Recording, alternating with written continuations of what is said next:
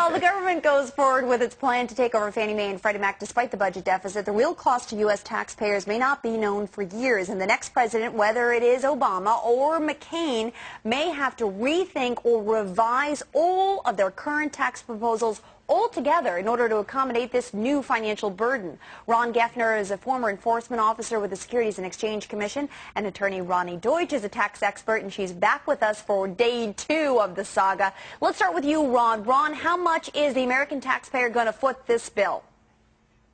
It sounds like it's going to be $200 billion plus from everything we're hearing. The worst case scenario and best case scenario.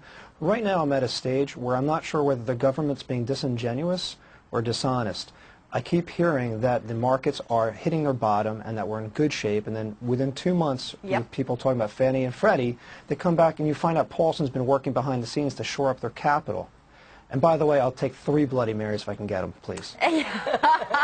I hear you. Ronnie, we saw, as a matter of fact, we saw Obama on O'Reilly last night talking aggressively about his tax plan, about really taxing the rich, but we're talking only about raising, in essence, $65 billion. That's not going to make up for the potential risk of $200 billion extra dollars that we didn't factor in 3 days ago. Where do we make up the shortfall? What has to happen here? Yeah, that's the real issue. Are we going to raise taxes on people that are at the 10% level, the 15% level, the 25% level, the 28% level, the 33% level, or, of course, the 35% level? You and I know, Alexis, as Ron just pointed out, we need over $200 billion to say that we're going to have to raise taxes across the board, not just on individuals, Alexis, but unfortunately you and I are going to have to talk about the other tax boogeymans, right? The capital gains, the interest and dividends. We have a major issue, but we as Americans have got to help out, and we're all going to ultimately pay more in taxes. You know, it's funny, Ronnie, I was reading a report that one of the reporters wrote that at the end of the day now, we are all accountable for what happens with the future of the housing market, that no matter what we do, our paychecks are tied to the future of the housing market here. Are there any taxes that we have not thought of? Taxes on oil companies, a change in corporate taxes, you name it, that could help make up any of this shortfall? Yeah, Alexis, it's going to be a new tax. It's called the bailout tax. Of course, we can obviously look at the oil industries, Alexis, and we know what type of money they make, but that's not going to cover it, Alexis. You point out, even if we go after the rich, that's $65 billion. What about the stimulus checks that are coming, Alexis? As Peter pointed out, that's $152 billion more dollars. This is simple math, and the numbers do not add up. Ron, let's look at the budget. Oh, sorry, go ahead, Ron. React. I was going to say, here's my concern. If we look at it from a basic perspective, we as individuals necessarily can't control how much money we make. We can only control how much money we spend. So I think we're approaching this the wrong way. I think the government has to really cut off some of their spending. And is it really fair to say everybody enjoys, listen, everybody should enjoy the right to participate in the American dream, but are we financing people, putting them into homes they can't afford to pay, and we're going to have to write the checks later on?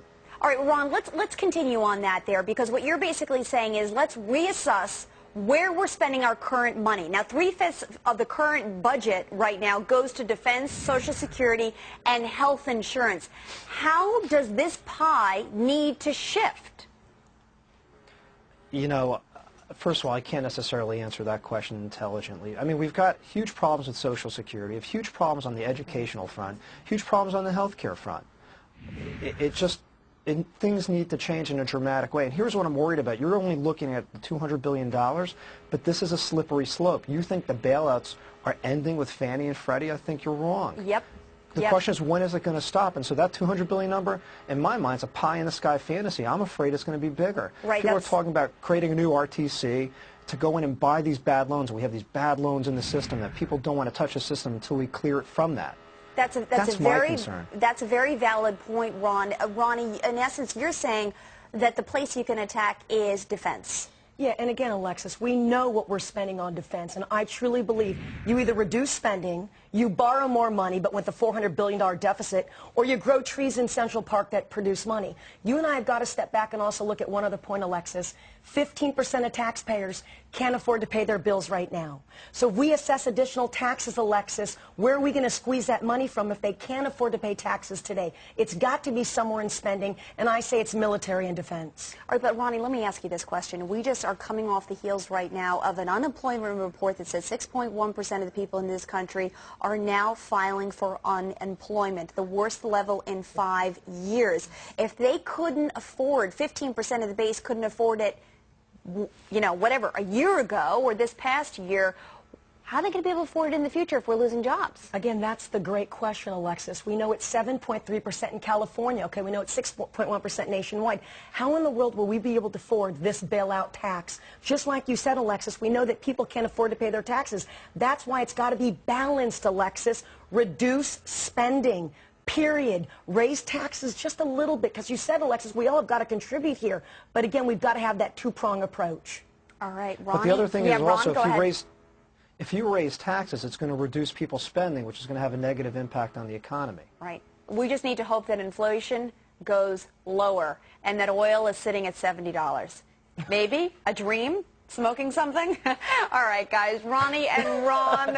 We're drinking from something. Bloody Marys to, I don't know, we're dreaming. Can I get them right away, please? All right, guys.